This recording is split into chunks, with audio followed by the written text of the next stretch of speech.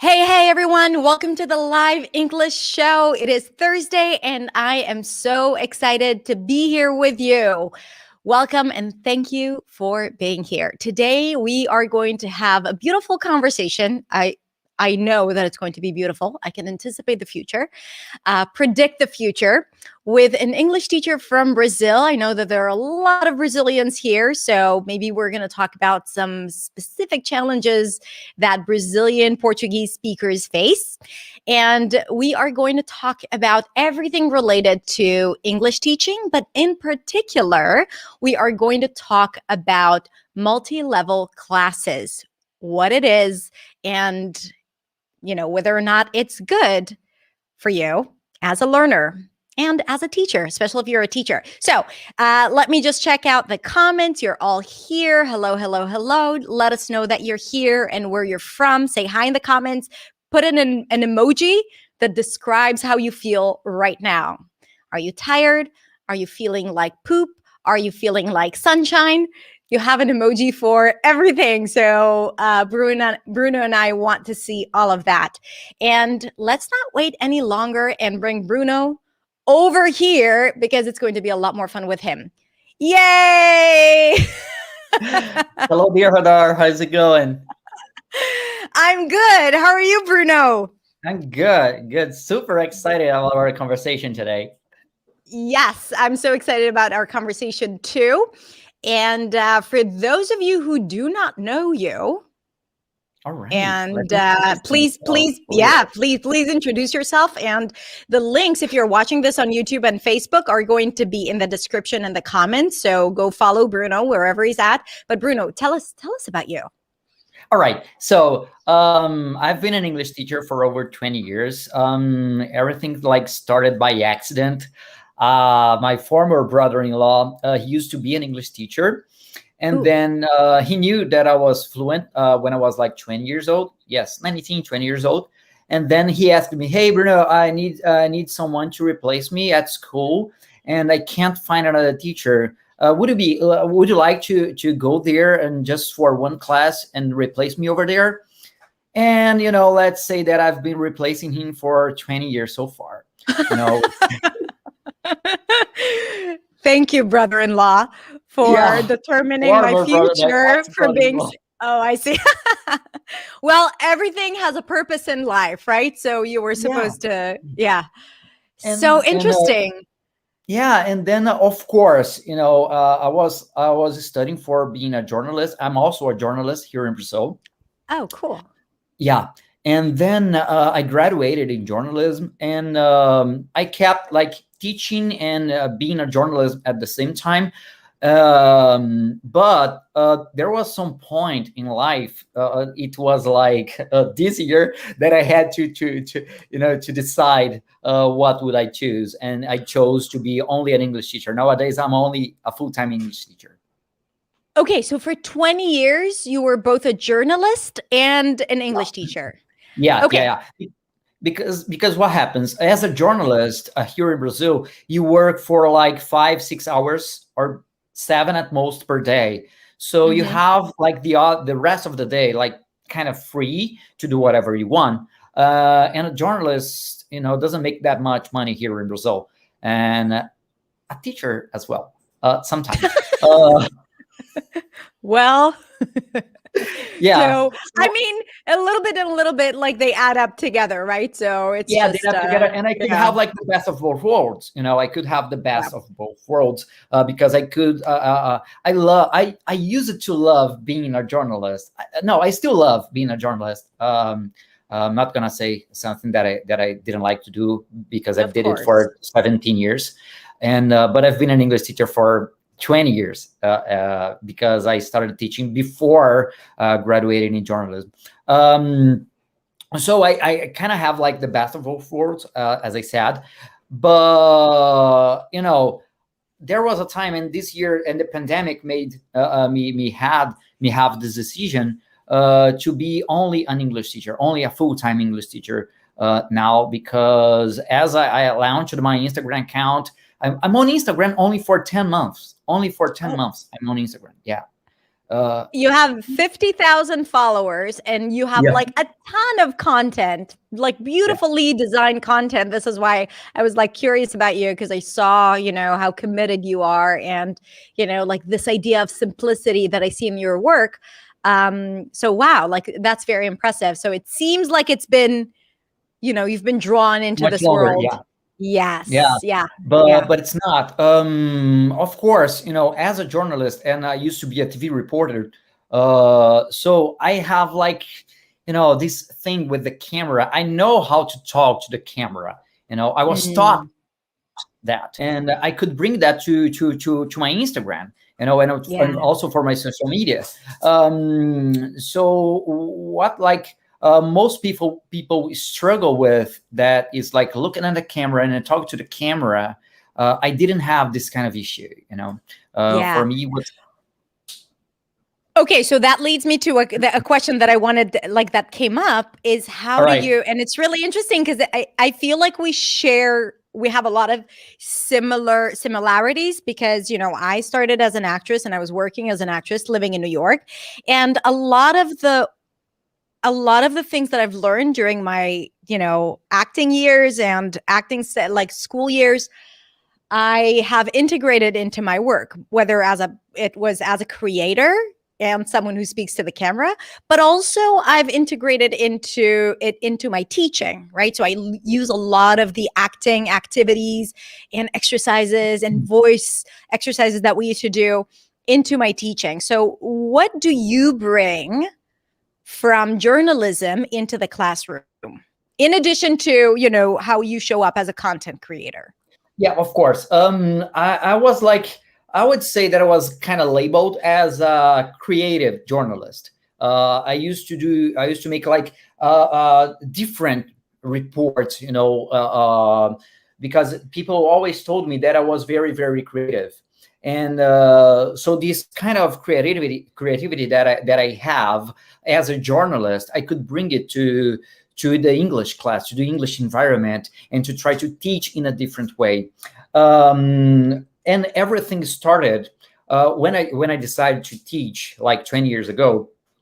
I didn't know how would I do it, so I decided I had an English teacher, and her name is Susanna. Okay, actually she's still alive, so her name is still Susanna. And then what happens, I said, oh my god, but how would I be an English teacher? Because one thing that people don't know is like, okay, I know how to speak English, but to teach English, it's completely different.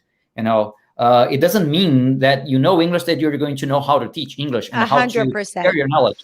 Yeah, how to share Mhm. your knowledge with other people. Along my career, I've been a lot of like English teachers that they knew English much more than I do, and they were like much better with grammar structures and all these kind of things. But when regarding like sharing knowledge, like students, they would prefer me because I would have like a different kind of way of teaching. And I started like pretending that I was Susanna, because I didn't know how to do it in the beginning. So I started Mm. pretending that I was Susanna. So do you know? I don't know if you have ever heard about Amy Cuddy. She has a famous sentence that says, "Fake until you make it." So I Mhm. was faking, pretending to be Susanna, but there was a time that I didn't need to be Susanna anymore. Okay, I Mm. became Bruno because Yeah. I started to develop my own way of teaching, and as a journalist at the same time, and I needed to be creative, that I need to write reports every single day, and I have to kind of have like I have to think fast for most of the times and find solutions, as quick as possible, and I could bring that to the classroom environment, Yeah. and Yeah. and then what happened, after some time, I decided to specialize as an English teacher, because you need to do some. I need some tests like the teaching knowledge test from Cambridge, the CPE from Cambridge, the CEA, then the CPE, of course. But because in some schools here in Brazil, they demand it from you. Okay, you have to Yeah. be a teacher, but you have to have a certificate, or else you cannot teach Yeah. here. And Yeah. I think it's also important to have so Yeah. these kind of certificates. So this is like such basically by sharing your story, you're also sharing advice for, new teachers or wannabe teachers, because you know that there are a lot of people watching this that might be already teaching or they want to start teaching and share their own journey with others. And I think that's such great advice to that even if you don't feel ready, and you don't feel like you are already a teacher, you will become one as you do the work, right? Like as you show up every day teaching. And I like that idea of like, be Susanna, be your favorite teacher, be your favorite coach, right? And Yeah, and gradually you will find your voice. that's it. In the very first beginning, nobody knows how to do it until you start doing it. Okay, Yeah. so Yeah. that's it. You You're have going to find your way. ideas. Yeah. You have ideas about how teaching should be, and usually it's not aligned with how you want to teach, but you'll only discover it as you go. I feel like the teacher that I was 10 years ago, or 5 years ago, or even 2 years ago is not the teacher that I am today. It's like an ongoing journey. I keep Yeah. discovering new things about myself and what I like, and people change too. Yeah, for example, I've deleted some content on my Instagram on the very first beginning that I started posting it, because I didn't feel that that Bruno from the very first beginning of 10 months ago, I wasn't the same one. So I Yeah. decided to delete Uh, those content, those posts, because I didn't feel like it was me there. The person that I am nowadays, it's not completely different, but it's quite different from the one that I was 10 months ago. So people But that change. person, right, and but that person you were 10 months ago, or the videos enabled you to become the person that you are today. Yeah, So for those who are afraid that the person that comes out is not them and it's not authentic, it doesn't matter, because that's your stepping stone to getting into being who you are. And I think that's important, not just for teachers, for anyone who wants to show up more on social media, whether you have your own business or you want to improve your English simply by creating content in English, or yeah, I think it's like with pretty much everything. Wow, that's yeah, fascinating, Bruno. yeah. For example, like maybe next year, I'm gonna like take a look at my content, like the content that I'm producing like today. I'm like, oh my God, did they really say these kind of things? Like, no way. Who is that, right? Yeah, who is that? But that's the beauty of constantly evolving. So okay, Yeah. so I'm sure let's talk about multi-level classes. All And right. because I'm sure that 20 years ago when you started teaching, you probably had a different idea as to, what it should be like in the classroom, right? Yeah. So let's Not start by only. defining. Let's start by okay, yeah, go ahead. Sorry. What did you want to Yeah. say? No. Keep going. Let's just start by defining what multi-level classes are for those who don't know. Yeah, what are multi-level classes? Because we like when I started studying English and when I started teaching English, we have classes divided by levels. Like you are a A1, you are a B1, you are a C1. Okay, we have this division of students, and they learn by levels. Okay, for example, here, just right behind me, this is my first English book. My first English book. It's from 1991. Okay, Oh wow. so yeah, this book has 30 years so far. It's 30 years old. This book. So what happens? When I started studying English and when I started teaching English, the classes they were divided by levels, right? Mhm. And you were only supposed to learn like okay, you were B1, so you're going to learn I don't know, the structures for B1 students. And you are C1, you're going to learn the structures for C1 students. Like if you're from very basic, you're going to learn the verb to be, and then like the pronoun, the pronouns, and there it goes. We had like we still have, okay, I'm not saying that I'm against this kind of methodology, right? But we still have some kind of pattern, some standard of the learning process, and that is kind of, along the time that people really stayed with this idea on their mind, because everybody learned it that way, so you should learn this way because that's the way it is, that's the way it works. We divide everybody Yeah. by levels, right? And that's the way you teach, and that's the way you learn, Yeah. and that's it. Yeah. But then it was like 6 years ago, maybe. I was watching some YouTube videos. I was trying at this time, like 6 years ago, to do something different with my private students, and I couldn't. I must confess, Hadar, that it was quite hard to find something different, that I was really connected with the teaching process. Mm. And because I was used to, and it's kind of easy, when you have a textbook and just follow the textbook, it's over there, so you just have to follow it, right? Yeah. It's and so I was, kind of tired of teaching this way and trying to find, some kind of new techniques, and then watching a video about a school in Portugal that is called like Escola da Ponte, and where kids, they are taught in multi-level classrooms. And I was like, Mm. okay, let me take a deeper look at it.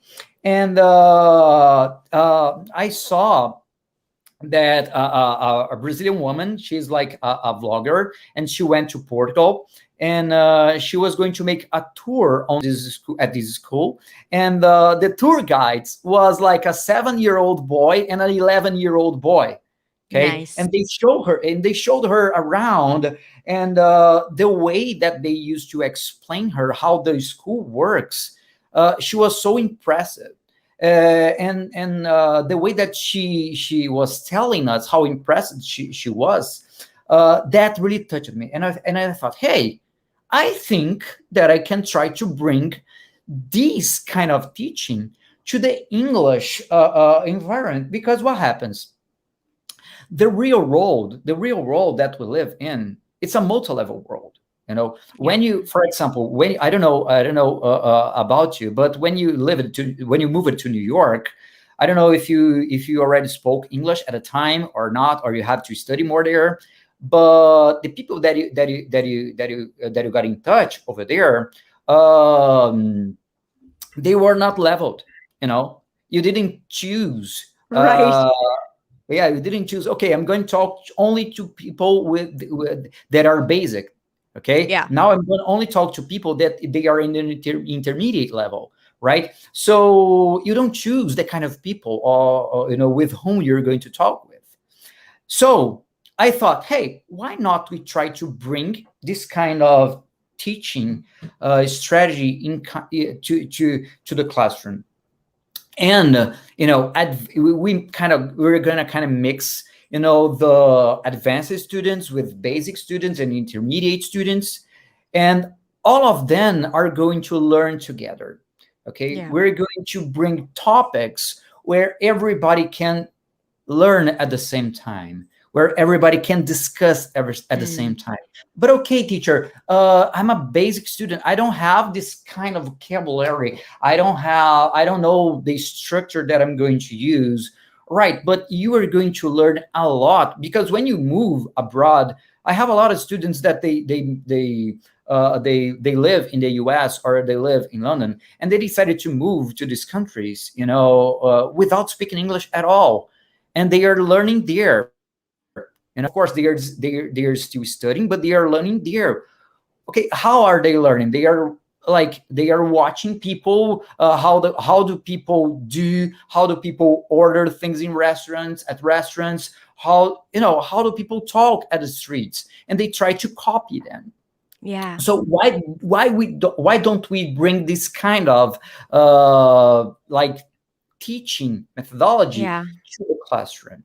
Yeah. And it was like 2016 or 17 that was teaching in a school, and this school decided to change the methodology, decided to try, here in Brazil. It was one of the pioneers here in Brazil that tried to change the multi-level classroom.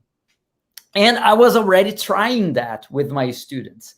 And then I thought, oh my God, now I'm going to have like a more proper learning, how to do it. Yeah. But it was still divided by basic 1, basic 2, and basic 3 in the same classroom, inter 1, inter 2, and inter 3 in the same classroom, and advanced 1 and advanced 2 in the same classroom. It was not like 100% multi-level. Yeah. And but even though it's a start. Yeah, it's a start.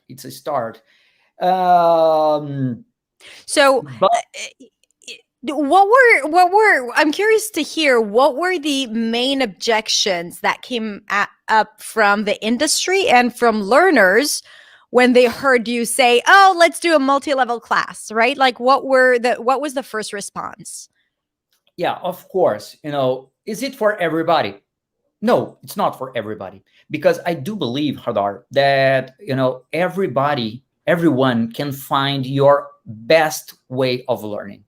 The way that I learned probably was not the same way that you learned, and probably the way that I teach, it's not the best for some students. Okay, for example, I kind of avoid translation. I'm one of those teachers that avoid translating everything.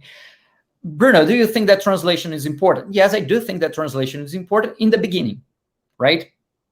But as much faster you can avoid translation, in my perspective, in my point of view, you are going to learn faster. There are some kind of teachers that they think that it's impossible to avoid translation all the time because your brain can translate in a very, very, fast way, something like that.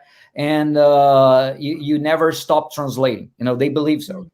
But it's their way of teaching. It works, yes, with some certain people, it works. Okay, with others, it doesn't work. It's Right. just like the multi-level classrooms. Yeah. They work with some kind of people, but they don't work with others. Yeah. I had a student that she was always asking me in this specific school, that started to have like multi-level classrooms here in Brazil.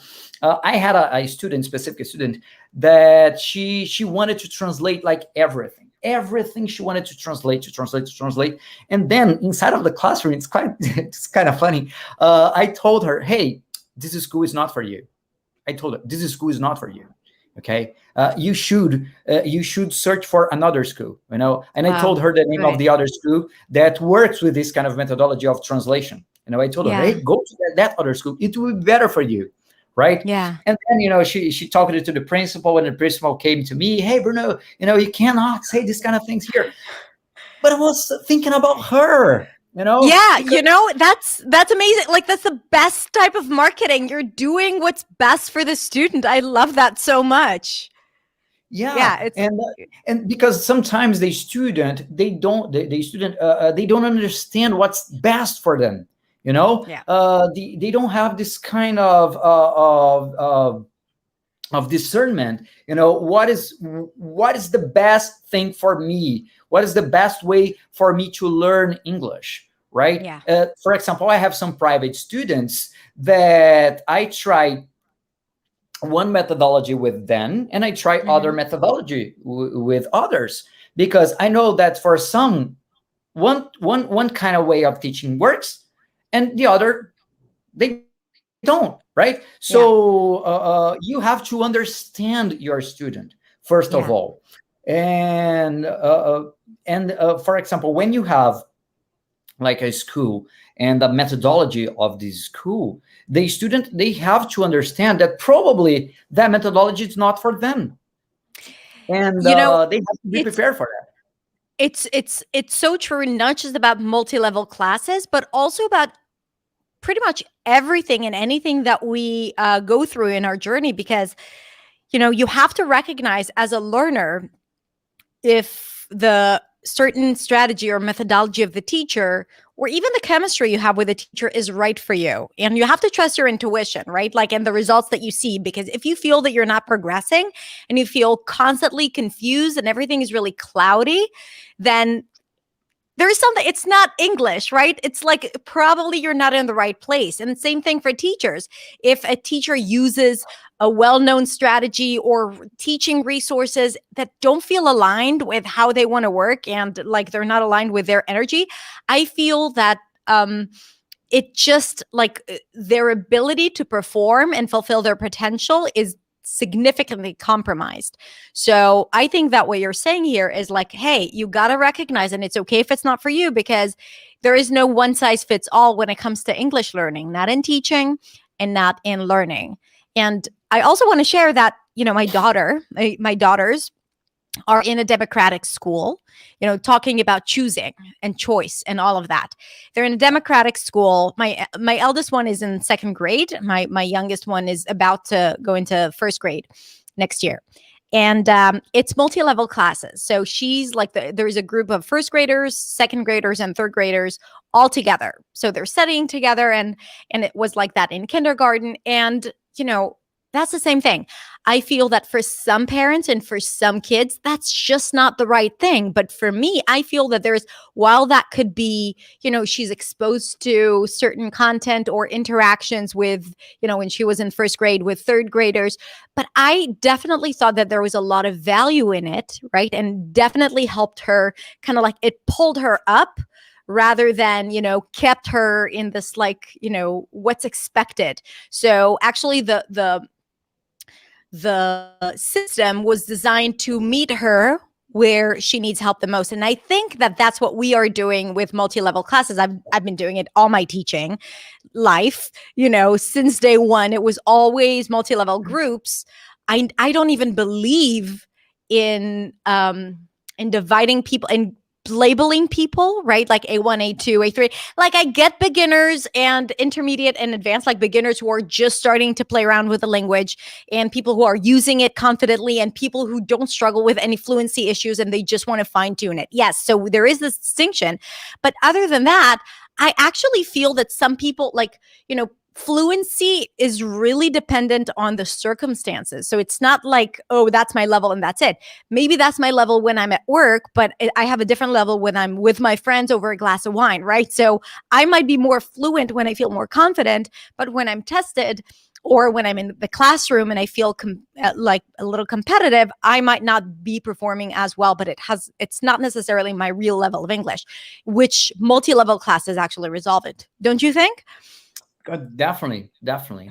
And for example, as was saying before, when you go out in the world, just like you said, probably in at work, you're going to have one kind of conversation, and when you're hanging out with your friends, a different kind of conversation. So who has told us that we should learn this kind of way?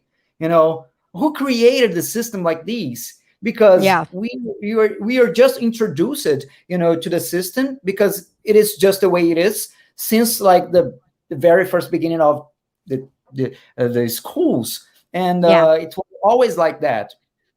So when I faced this methodology, and some kind of kind of issues that I was having with myself in the learning thing and the teaching thing, I decided to give it a try, Hadar. And I started to notice that some of my students, most of them actually, they were learning kind of faster, even inside, even in the classroom. Okay, my private Wow. groups, but even in this school, they were kind of learning faster, because I was kind Wow. of bringing some extra materials. And then it was another conversation that I had to go with the principal, because the principal called me back again and hey, Bruno, okay, you need to be straight is very, very strict to the methodology. Okay. Oh, But I told her, hey, but the students, they are kind of learning faster. No, no, no, no, but they cannot learn that fast, because you have to stay strict to the methodology, because they have to follow a pace here, yeah, and they cannot go that faster. And so in the multi-level classrooms, I realized that the students, they were kind of learning faster. And I strongly believe, Hadar, that we live, the world is like a community, right?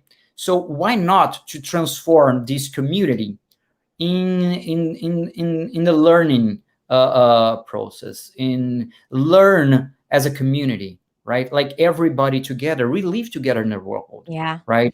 So we live in a society. Why not bring the society inside the classroom? That's what I believe. yeah, Why we have to separate everybody yeah, in the classroom, while outside of the classroom we don't separate anybody, we don't separate each other? So yeah, what's the difference? What's the difference? So yeah, I that's why I decided to bring these to the classroom. I know it doesn't work with everybody. I yeah, know it doesn't work with everybody. And I tell my students, hey, before they, because I also started doing it in an online course. I know that in an online course, and the classes in a multi-level classroom, they are not teacher centered. Okay, they are not teacher centered. They are like students and teacher centered. We kind of divide this responsibility of sharing knowledge, right? But in an online class, in an online course, especially, I know that it's kind of teacher centered. I know that my TTT, my teacher talking time, in an online course, it's kind of high, because I need to talk all the time. But the content that I bring to them, for them to learn, I know that they can all learn at the same time, regardless the level that they are in, right? yeah, yeah, So I know that some advanced students will learn more. I know that intermediate students will learn, and I know that basic students will learn. And what I do, I create groups. Like not groups, only one group, and then inside this group, we share ideas. I hand them homework for them to do, and they have to do the homework in the group, and then everybody can see their answers and talk about the answers. So we yeah, discuss the topics, right? yeah, Because it's not only about the teacher, the teacher like saying what he wants to say. yeah, So the students inside the multi-level classes, they also have voices. yeah. What I think that's And kind of it's and it's not individual learning, which is the main problem of like online teaching, and also, like you watching YouTube videos and learning on your own. English is meant to exist in a community with other people. So when it's just like you and the teacher and you're doing the work, or you're in a group but every person to their own, then that is not as effective and productive as what you're saying, where we're all having a discussion together. And for some people it's going to be easier, and for others it's going to be a little more challenging. But people sometimes will get help, and sometimes will help others, which is, one of the biggest objections that I hear is that, oh, what if I'm not challenged enough? How will I improve? Right? Especially from, people who have more experience in the language and have a little more fluency than others. And they would be like, no, I need someone to challenge me. Right. So, what I always say is that, why do you think that supporting others won't get you as far as feeling like you have to catch up or keep up with someone else? Because I actually think that those students have the most responsibility, and that responsibility can actually, improve them as communicators or help them build them as communicators. And it's more than just, having someone speak at my level. Yeah, and it's such a important thing to know the responsibility that you have inside of the classroom. And okay, I'm studying English, and only the teacher is responsible, for my learning. No, it's not work. It doesn't work like that. Yeah. You are the one responsible. Like 90% of the responsibility is yours. And when you get to know that, and you also can share your knowledge with others, we create some kind of environment where everybody gets to win, because there are three process on the multi-level classes that are very, very important. Initiation, that I do believe so, because when you start studying in a multi-level class, it's quite different from everything that you've seen before. So you have to have this initiation process to understand how does it works. Then we have the consolidation, right? When you are already aware of how it works. And then it's like the deepening, when you already know how it works, and you start sharing your knowledge with others and showing them how important it is, for Yeah. them also to show their knowledge. So we have Yeah. these three important aspects of the multi-level classrooms: Yeah. initiation, consolidation, and deepening.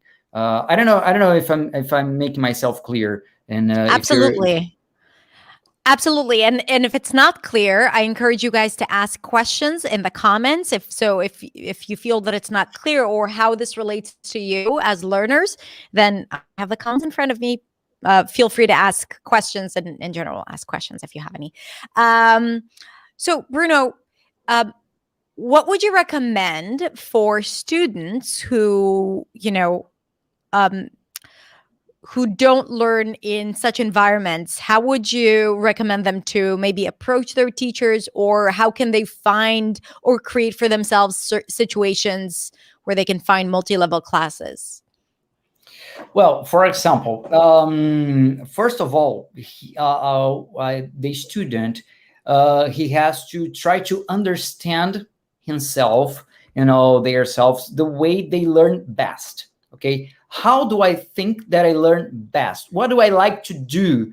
Okay, because when you learn with things that you like to watch, and things you like you already learn. We learn all the time, but there are things that we like to learn with, and there are things that we don't like to learn with, right?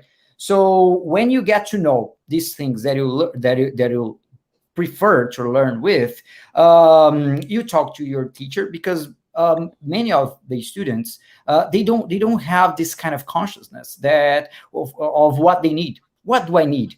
Every single day, Hadar, I get messages here on my Instagram. Hey, I want to study English, but I don't know where to start. How do I start studying English on my own, right? So how do I do it? So the student, they don't know how to do it. They don't know where to start.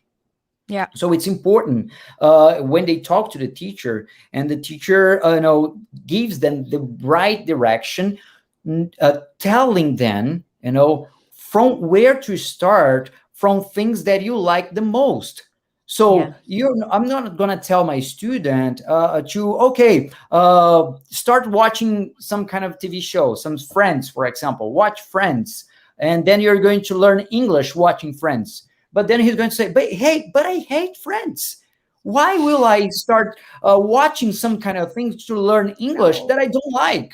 Okay, Yeah. because many students nowadays, especially teenagers and millennials, that who doesn't know English, they want to learn by movies and TV shows and series, but they don't know that learning with TV shows and TV series, it's different from watching TV shows. It's different from watching TV series.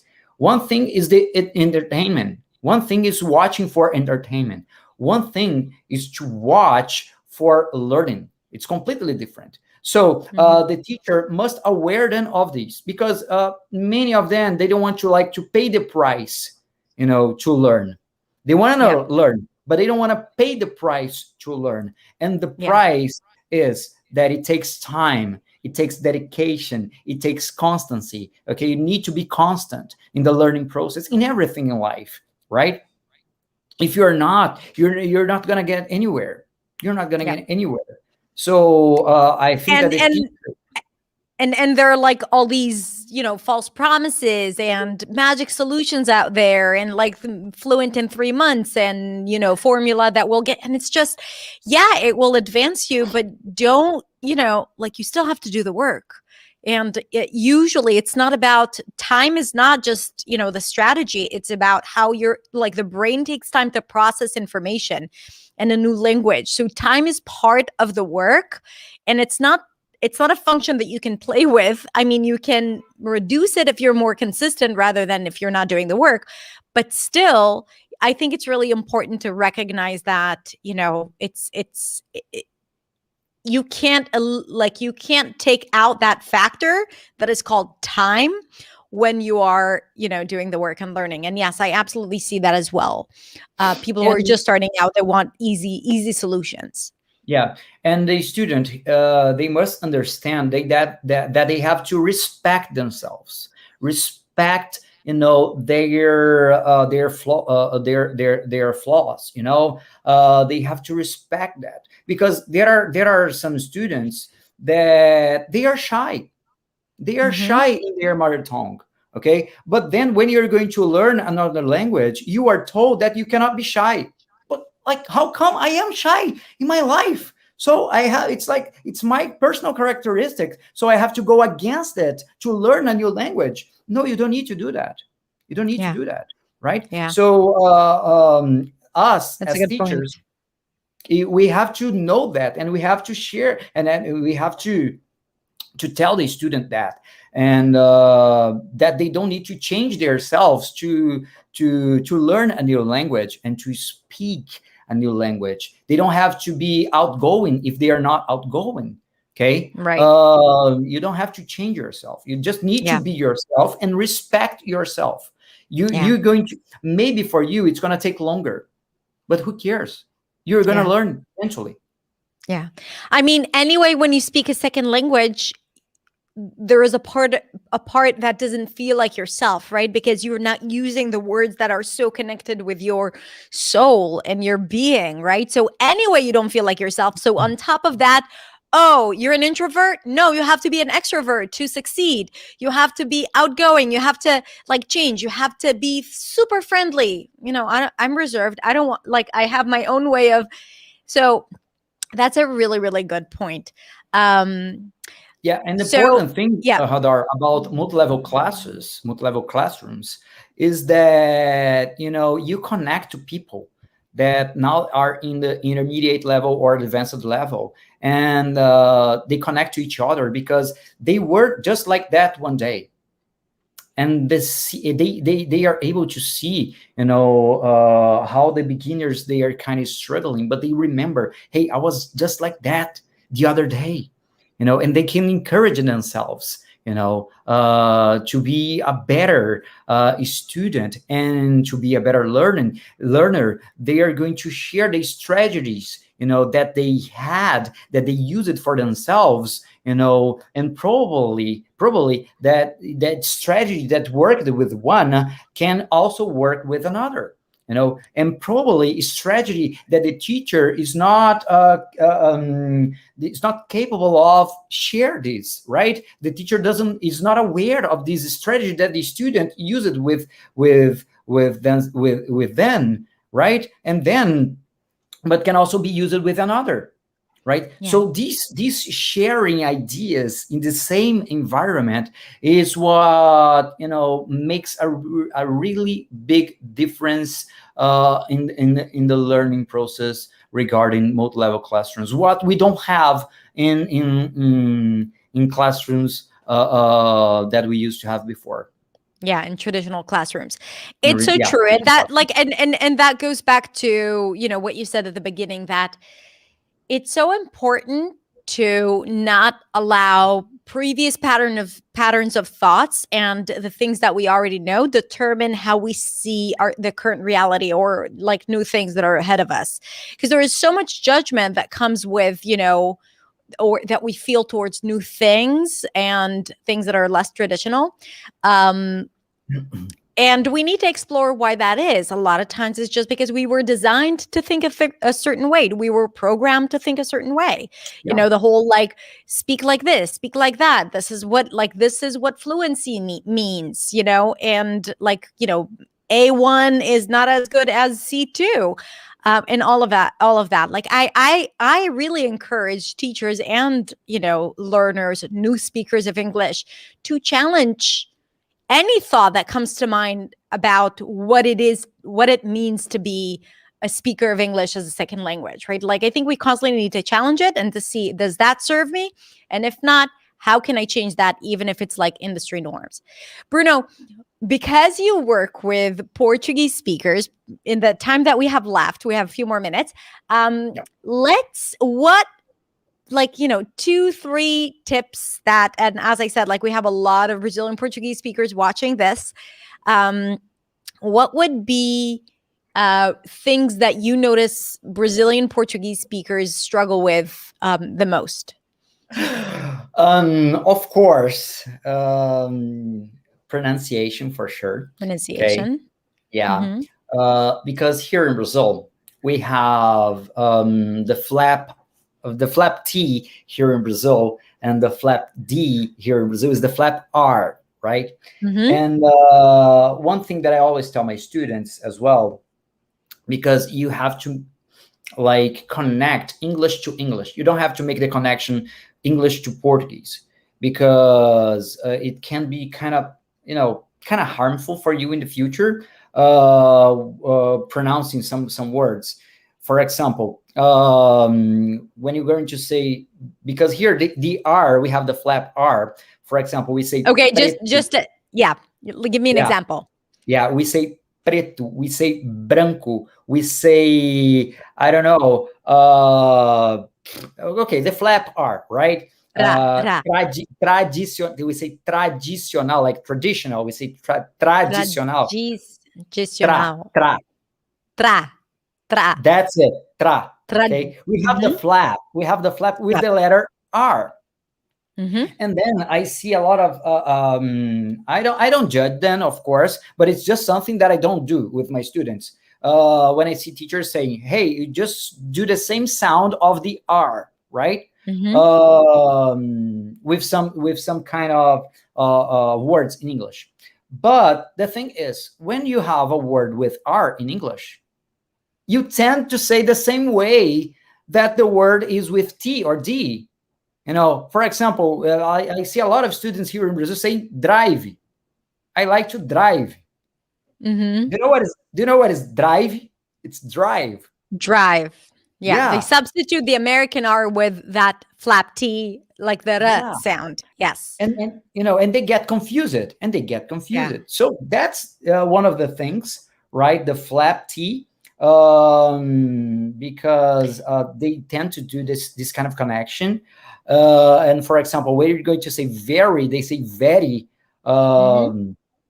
And also here in Brazil, we tend to put some E in the end of the words. Like I recorded a video yesterday. Yeah, I think it was on Monday, or I don't know, Tuesday, on my Instagram, explaining these kind of things. And it's not about Hadar having the Brazilian accent. It's not about having the Brazilian accent. You can have your. I do believe that your accent is your identity. I do believe so, right? And it's an amazing icebreaker when you're going to start talking to someone and the person looks at you and say, "Hey, you have a different accent. Where are you from?" It's an amazing icebreaker to have your accent, right? So I always tell my students, "Hey, you don't need to lose your accent." "Oh, I want to lose my accent." No, you don't need to. Okay, but there are some kind of words that they needed to be pronounced correctly to avoid misunderstandings, right? Yeah. And for example, have the word I have, right? In Portuguese, we say Heavy. I heavy, I Yeah. heavy, right? Yeah. And heavy is like heavy, right? Uh, Absolutely. I yeah, think in general, adding vowels to a word, right? Like adding more syllables to a word, or reducing syllables from a word is could be very challenging, or I think that that could definitely affect someone's clarity. So you're right, like no one needs to lose their accent, because it doesn't even, like, what is, everyone has an accent, so they don't need to sound like anyone else, but they need to understand what prevents them from being clear, right, and from delivering their message confidently. Because if you say something and people don't understand you because you say heavy instead of have, then obviously it will make you feel incompetent, insecure, and it would be hard to explain, especially if you don't know what it is that you're doing wrong and why they don't understand you, right? And when people don't understand you for like several times, they won't feel comfortable asking you again, what was that? And that can affect your communication. yeah. Yeah. And bring it back to the multi-level classes. The important thing, what I've noticed, that when you have like traditional classrooms, here in Brazil especially, people tend to laugh about your mistakes, right? Mm, And when you are like in traditional classes and in multi-level classes, I noticed that is some kind of reduction of that. People don't laugh too much, maybe one of other words when it sounds really really funny, but when it's a funny situation, when it's like an embarrassing situation, of course everybody think it's funny, right? Everybody have some fun of that, some mistakes. It's important to make mistakes. You just learn a new language making mistakes. If you don't make mistakes, you don't need to learn, so because you're going to be perfect in everything in your life. So it's important to learn, but it's important to have fun, but with the mistakes. But there's some kind of difference in a fun way or in a mocking way. yeah. When you mock someone about the mistakes, you were in a way, like, not preventing, you were uh, making you're making something like very very difficult for a person to improve in their learning process, right? Yeah. Because she's going to feel, not she's going to feel stuck, she's going to be ashamed of making mistakes because people will laugh at her. Yeah. So making mistakes is important, right? Laughing of them in a certain way is also important, but mocking, a person who is Yeah. learning, it's completely different. Yeah. And we Brazilian people, we it's some kind of characteristics that we have around here in Brazil, that is not good, that we are not proud of it. And people, kind of don't understand how harmful it is for the learning process. And I It's think and it's, it's not just for the learning process of the other person, because when you are mocking someone else, and I think it's not just for, with Brazilian speakers. I think that's something that a lot of people do as because they feel uncomfortable or awkward, no matter what you're, it could be culture dependent, but I see it across, cultures where, people turn their insecurity into harmful words, or they feel good about themselves by making others feel a little uncomfortable or making fun of them. And I think, like, going back to what I said, is just, it's not just harmful for the other person, because it's absolutely harmful and can cause trauma. um, it's also harmful for you, because that judgment will reflect back on you when you speak. So you will be constantly in fear of other people making mistakes, because you know how you are when other people speak, and that would prevent you from, being fluent and from expressing yourself fully and confidently. yeah, Yeah. I think like when you asked me about what are, the most struggles that here in Brazil we have, Of course, I said pronunciation, but I really do think that it's beyond that pronunciation. It's, I think, this kind of behavior that we have, this culture that we have here in Brazil of making fun. I remember we had a coach, soccer coach here in Brazil called Joel Santana, that he was a coach in South Africa during the World Cup, like 2010 World Cup. And his English, was not good. Of course, he was 60 or 65 years old, and he had to learn English to train the South Africa team. And then what happened? He was starting to go live on interviews, and people here in Brazil start to make fun of him, to start to mock his English.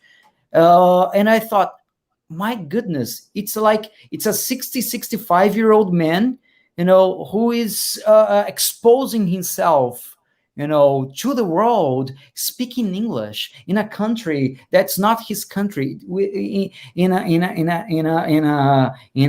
tongue, in a language that is not his mother tongue, right? So while they should be proud of him, they were not proud of him, Yeah. and unfortunately, we have this here in Brazil. It's a culture, and I think we would be much better as second language speakers if we could avoid as much as we can this kind of behaviors here in Brazil and all around the world, Yeah. I think. All around the world. I can definitely relate to that when it comes to, my own culture, Israeli culture, that happens here as well. I see it, I work with different speakers from all around the world. They've all experienced it, not all of them, but like many of them have experienced it one way or another. I often see those videos that people post just to have a laugh of teachers teaching like the wrong pronunciation, or people saying things that might come across as like funny. I just think that we need to get rid of this habit or culture of just like making fun of other people's accents or sounds, even if it's funny. Like sometimes it is funny, and sometimes that person might feel a joke. Maybe not all people take it, to heart. But still, I think as a society, we need to understand that it's not very different. Like we need to change the way we approach it in order for us to make a deep change in how in the freedom that people feel when communicating in a second language. Like you won't make fun of someone from a person's, skin color or religion or, gender. So we definitely need to understand that can actually prevent from someone to fulfill their full potential. For sure. And I'm not saying here that the multi-level classes are the solution, right, for that, right? But it's an option, right? Yeah. It's an option. So it's an option that every teacher, and every student should think about it. Hey, how does it work in a different methodology? Why not give it a try? Why not give it a try? Okay, I know a lot of people that they have been studying English for so many years, and they still not like fluent, or they haven't reached the level that they wanted to be. So why not give it a try? Why not try to find or search for other kind of methodologies that maybe you're going to relate yourself with it. So you just have to keep searching for it. Absolutely. And don't resist it if that give it a try. And I think that's beautiful. So I'm sure that people can, how can people find you and learn more about you, Bruno? All right. On my Instagram account, right? I think you've already let me showed pull here. it out. Yes, that's my Instagram account, right? Inglés pelo contexto.